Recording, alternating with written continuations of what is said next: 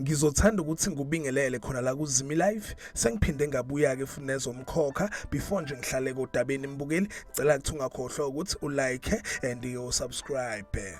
Namhlanje ngizokhuluma ngendaba ke ithinta ukhulekani naye ke lapha uMvelase. Sideke isikhathi simlindile uMvelase njengoba ke kunempi eqhubekayo lapha ebandleni lamaJudiya ephakathi kwakhe ke lapha uSiphamandla benaye ke ukhulekani. Ziningi izinto esezenzakele lapha ebandleni lamaJudiya kuze kwaphuma ngisho ke umphefumulo naye ke lapha uManzimande kade zama ukuthola usizo kuyena kumthembu ukuthi ke msize kulenkinga abhekene nayo njengoba kamadodana akhe engazwa kodwa kumthembe bengaphenduli. So kuleli viki esibheke kulona baveza ukuthi ke umthembu uzophendula. So la baveza ukuthi ke kuleli viki lizoqala uManzimande uzongeniswa ke esibhedlela. Babeke sebeveza ukuthi ke umthembu uzogcina ke emvakashele khona uManzimande esibhedlela. Baphinde baveza ukuthi ke ukhulekani uzoba ke senkingeni njengoba kumthembu ezobeke nolaka. Baveza ukuthi ke kunezinto umthembu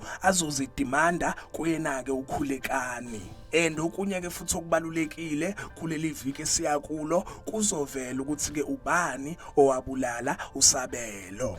Kunjalo ke babukeli final uMvelase uzofika okuyinto esikade ke siyilindele ukuthi ke yenzeke. Nokhulekani zizomkhalela ngizobuya ke mbukeli namathize eviki lonke amathize akaphelele uyazi ke mina ngihlezi ngikhona for wena ziphela lapha ke namhlanje ngicela ke mbukeli ukuthi ungakhohlwa ukuthi ulike and ke usubscribe ake ngithi ke danke ngiyazi bongela.